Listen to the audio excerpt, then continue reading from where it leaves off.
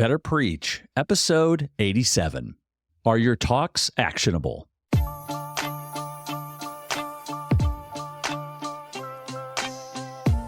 Welcome to Better Preach, a podcast for Catholic leaders on developing and delivering great Catholic talks.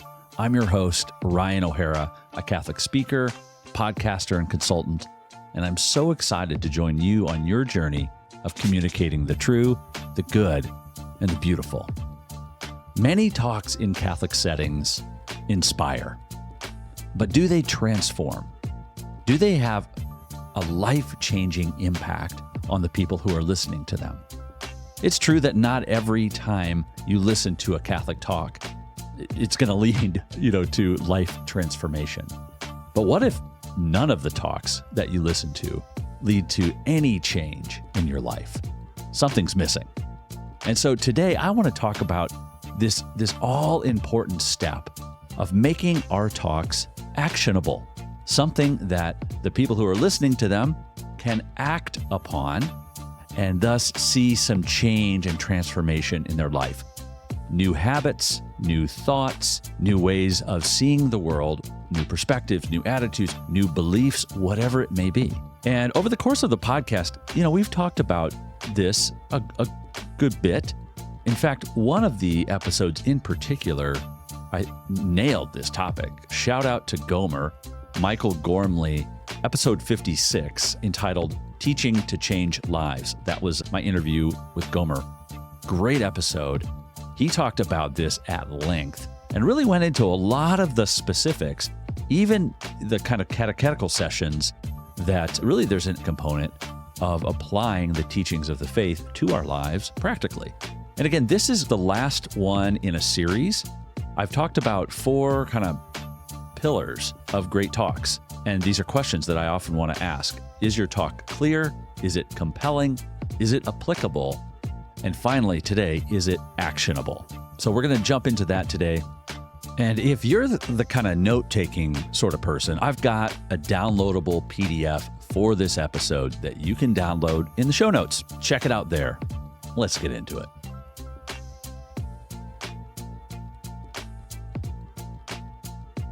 I feel like I say this quote all the time. Our lives will change when our habits change. That's what Matthew Kelly said. He said that at a talk about 20 years ago that I heard in Mesa, Arizona. It changed my life. It did. And he actually had some very practical things that flowed out of that talk. Our lives will change when our habits change. It's also been said that we make our habits and then our habits make us. And that's one of those, for better or worse, whatever your habits are, your good ones, your not good ones, your virtues, your vices, they will make you and remake you. And if that's true, I'm sure you've seen that in your own life, that we're kind of like the product of the things we consistently do, consistently think about, consistently care about, consistently love. That is us. That's who we become. Again, for better or worse. The talks that we're doing in Catholic settings are contributing to this, or they're not contributing to becoming more and more. Again, if the goal is becoming more and more like Jesus, is when someone looks at our life and they go, he looks more like Jesus, she looks more like Jesus this year than last year, and this year than a few years ago. It's in part because hopefully the teaching that they're receiving. This question, is it actionable? Are our talks actionable? Is a question that I hope will be like a rock in your shoe, that I want you always to be thinking. Not every talk has to end with an action step, but more often than not, they ought to, and certainly more often than they currently do, I think that they should. And with something tangible, practical, simple that someone could do differently in their life to apply what you're talking about. So this is the last of this 4-part series that we've done, sort of 4 pillars of great Catholic talks. Is it clear? Is it compelling? Is it applicable, which is about knowing your audience? And is it actionable? So today we're talking about this last one. Is it actionable? How do we help people to make changes in their life, practical small changes in their life? How do our talks help facilitate that? Okay. Here's kind of how I see it. I would say many Catholic talks, some of the best Catholic talks, inspire us, right, in the moment. But do they transform us? There's a difference. Inspiration doesn't always lead to life change. Inspiration doesn't always lead to transformation. There's inspiration on one side, and there's this giant gap in the middle, and transformation on the other side. How do we bridge these two? How do our talks bridge from inspiration to transformation? Well, I would say, and this is not original, I'm sharing this idea from the one and only Andy Stanley, who we've mentioned so many times on this podcast. But he would say that the bridge between inspiration and transformation is application. So we need to apply the things that we're talking about. So that's the big idea, the big formula for today, that inspiration plus application equals transformation. Okay, we want talks where you tell us what we can do with it, what we can do about it, how we can make steps and changes and new habits in our life to apply what we're learning. Make it practical. The goal of your talk isn't anyone remembering you, but guiding someone to take action to change their lives to become more and more like Jesus. That's the goal. And so, how do we help people land on what's next? How do we help people take good, strong, actionable steps? Well, I think I'll say there's two ways. One, you can just propose it directly, like, here's what I think you should do. Oftentimes that works best when you're giving just a keynote talk or you're giving one solitary talk and you kind of prepare the right kind of action step for folks and you propose it. But I've seen it happen a lot as well, where you're in a series of talks or maybe a weekend retreat or a conference. And sort of at the end, the speaker or the facilitator is helping to guide people through a reflection process where they determine, discover, or discern what next step they need to take. And when it comes to the steps, this is a crucial piece. When it comes to the action steps that we're proposing, here's where I think we get kind of tripped up. We get tripped up on not being, well, to use like a business term, our action steps aren't smart. Have you heard this acronym, SMART, like making smart goals? Our action steps in spiritual context should be the same. SMART, specific, measurable, attainable, relevant, and time-bound. The kind of action steps that we're proposing or helping people decide upon should be SMART. And an example of that would be to say, I'd like for you to spend 20 minutes in silent prayer each of the next 7 days versus, you should pray more. And we just sort of leave it at that. We just sort of throw out this generic, general idea that we probably already knew and already felt anyway. So not helpful. So let's talk about why this might be a smart next step. Number one, it's specific. It's silent prayer. That's the kind of prayer that you're recommending. Second, it's measurable. 20 minutes. I kind of know how long or how much that I'm being asked to do. When it comes to more, I don't know, what's more? It seems pretty amorphous. Seems pretty generic. Number three, it's attainable. Everyone has 20 minutes of margin each day. And why this is important, you could give them a very specific, measurable, but unattainable next step. I'm going to recommend that you spend 3 hours in silent prayer before the Blessed Sacrament every day. It's specific, it's measurable, probably not attainable, therefore really not helpful. Next, it's relevant.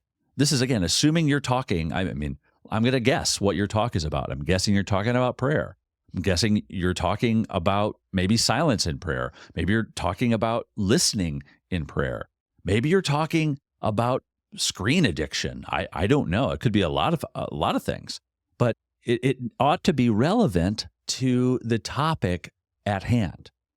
And finally, it's time-bound for the next 7 days. I'm going to recommend that you spend 20 minutes in silent prayer each of the next 7 days. And again, that phrase, each of the next 7 days, is specific. Why is that? Because it could be, I'm going to suggest that you spend 30 minutes in silent prayer every day for the rest of your life. Well, that's sort of time-bound. It's not bound. Not helpful, not attainable either. Or you could say, suggest you spend 7 days of silent prayer in a couple of weeks. Well, that's too far out. Making our action steps smart, I think, can really help. When you're getting ready to help people take action on the talks that you're giving, run it through the SMART filter and see if that can help you refine and simplify and hopefully propose next steps that can really help someone do them. So as I mentioned, when it comes to people arriving on kind of next steps to take following the talks that we're giving, we're either proposing it for them, and this is kind of what I've just described here, or we're helping lead them through a reflection exercise to discover and discern it themselves. This has been one of the things that has been kind of a game changer for me as I've given talks or as I've led retreats, that I'm always wanting to build in a little bit of time of silence and reflection, oftentimes immediately following the talk. A lot of times you go into small group discussion or something like that. It could be anything. But for the introverts in the room, but also for the extroverts, I love giving time, just 5 minutes, to sort of look at the discussion questions and begin to kind of reflect on their response. It helps to focus the extroverts and it helps to prepare and ennoble the introverts. But when it comes to how I ought to respond, you can even give them, for instance, here's what I'd like you to do. I want you to spend 20 minutes in silent prayer each of the next 7 days. But in the next minute, I want you to decide when and where you'll do that each day. That difference right there of involving them in it can make a huge difference. Inviting them to participate in determining how they best will put into action whatever it is you're proposing. So building in some kind of reflection time can really help make talks actionable. And so that's one key that I'll mention. The other key that I'll mention, again, this is not going to be any surprise. How many action steps should we recommend? I mean, I'm going to say should. One, I think we should recommend action steps. And two, I think we should recommend one action step. I think everyone has enough to do in life not to do more than one thing as a result of your talk. Give them one specific, measurable, attainable, relevant, and time-bound action step. If you focus just on one and you add those attributes in, it will be a much, much more powerful response for them and an impactful talk. Because what's at stake here, if we get this right or wrong? If we get this right, your material, the things that you're teaching, it goes home with them. But you fade into the background and they begin to take on a new habit, even short-term, time-bound. And that habit may find its way lodged into their life for a season or for even longer. And in theory, your talk helped them to apply Christianity, Catholicism, to their life and beginning to see that change in their life. So that's if we get this right. If we get this one wrong, I think we simply stand to delight but not edify the people listening to our talks. What do I mean by that? I love listening to a great storyteller, for instance. I love listening to a great preacher. I love listening to people who can really captivate and inspire. Just a few weeks back, I had Chris Costeltz and Corey LaCroix on the podcast. episode 85, all about the power of storytelling. And I could listen to and delight in the stories that those guys tell forever. They're awesome. But I also know what I need from them, and they're great at doing this too, is I need to be prompted to change, to build a bridge from inspiration towards transformation. That's that bridge of application. I need to be invited to do something differently in my life. Otherwise, I will fail to be edified. Otherwise, our talks will fail to edify the people listening.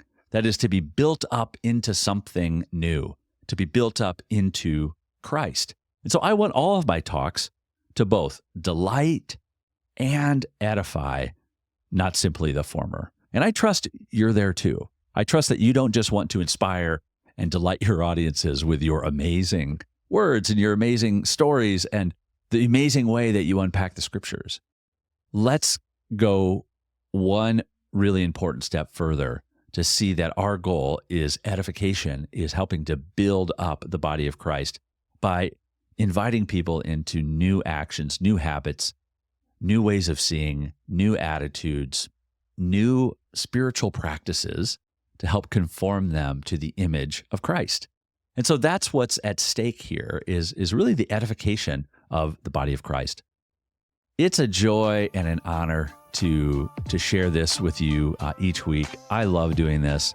It has gotten more fun as I do this more. I enjoy it so much. And also, if you want to go back and review this episode, don't forget to download the PDF about this episode in the show notes. It's right there. Click on that link. It'll help you download the overview of this episode. If this podcast is helpful to you, please let me know. I would love to hear from you. Rating, written review, Apple Podcasts, Spotify, please do that. That would make my day. But what would doubly make my day is if you went to my website, ryanohara.org/betterpreach, and you look for the little contact form there and you just sent me a little note. What is up, Ryan? Hello. I would love to hear from you. I really mean it. Again, in a couple of weeks, I'm going to be at the Seek conference in Salt Lake City. If you're there, shout it out. I would love to know. I would love to meet up. I would love to say hello in person. And you have millions of choices when you podcast. Thanks for press and play today. See you next time.